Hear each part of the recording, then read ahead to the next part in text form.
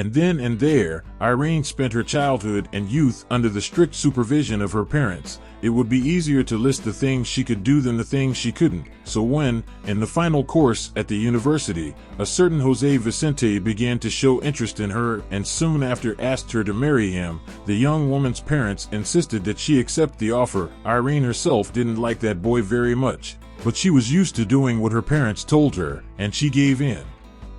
When her parents put forward arguments like that Jose Vicente came from a family that respected Rita and that living with him would never know poverty, they were right.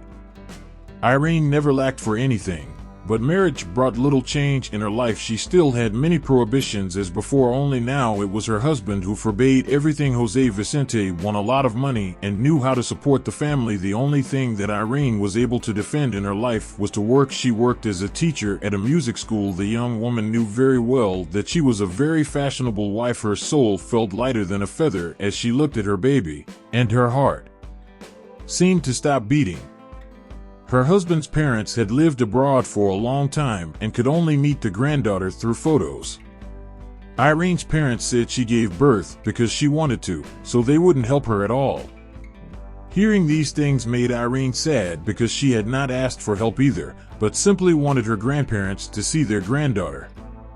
Irene figured she and her daughter would need a little more money to start the paying she was getting as a teacher because the house was from the husband and all that was in her too. In the end, the day came when she realized that her savings had not been in vain. The night before her husband didn't come home to sleep. He couldn't close his eyes the whole time.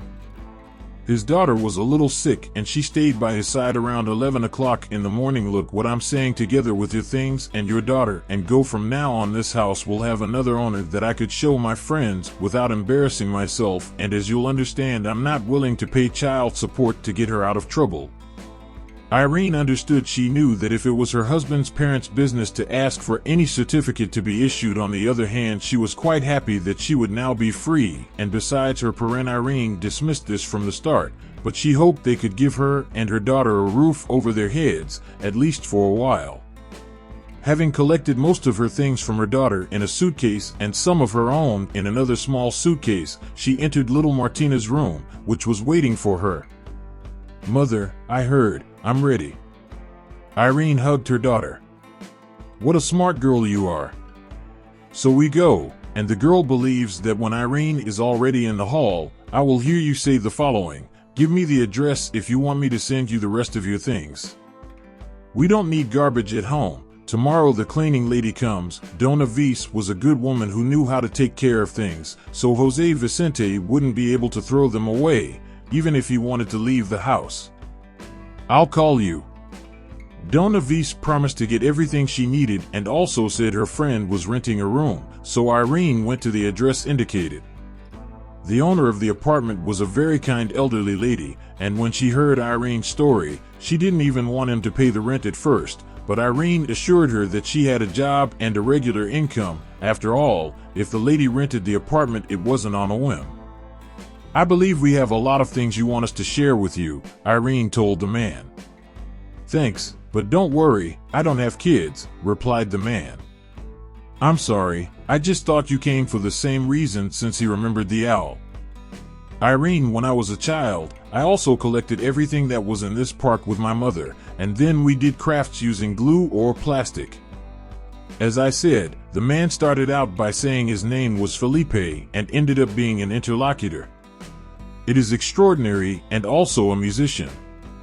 Irene gave piano lessons and Felipe played the violin.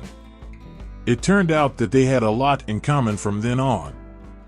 They spent many weekends together walking in the park. Felipe played with Martina and talked with Irene when winter arrived and typical activities from Neve's season were added. Irene felt very comfortable with her new friend. Felipe never married and had a girlfriend who cheated on him, so he continued to live alone, just working hard and traveling a lot. It was Martina who invited him on the next outing, and he couldn't deny it because of Irene's surprise.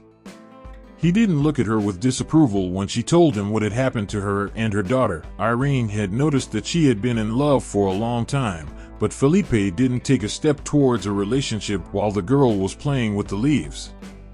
When Irene turned to him, he said, "Hey, Felipe. I can't hide it any longer. I adore you. You know something that doesn't allow us to be together." Felipe replied, "Do you have a family, or are you afraid of our age difference?" Irene inquired if it wasn't something different. "I should have told you a long time ago that I had just been to the doctor and wanted to go to places that were dear to me. 6 months before that, I received a terrible diagnosis. I had chemotherapy. I was in a clinic in Israel for a while, but I had lost too much time. Instead, you and Martina made my life longer, but I don't know how much time I have left," and she just felt there was nothing to say, and the walk ended in silence. The next day, Felipe drove to Irene's place of work. They went to the notary. Irene didn't even look at what she was signing. She heard something about a house, then about a bank account, but her thoughts weren't there when they left the notary. Felipe said, "You can move into your house whenever you want. I won't have time to love you. Martina and I will be unable to care for you, but I will leave behind a house and some savings, albeit this one and a large portion of them in Israel." The next day, Irene and her daughter went to Felipe's house, and when, a week later, he was admitted to the hospital, Dona Maribel also moved there because they liked Irene. Martina loved them so much that she was very happy when they asked her for help. Hi Irene, who almost never left the hospital, and Dona Maribel took Martina once a day, so a month passed. Felipe understood that he was very little. "Dear Irene, you have to promise me one thing," the man said softly. Irene sat closer. "Irene, you imagine they must be happy.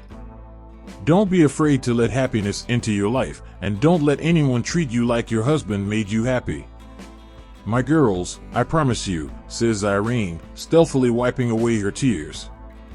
The funeral was attended by the entire orchestra in which Felipe had played, and after 40 days, a concert at the theater was dedicated to him.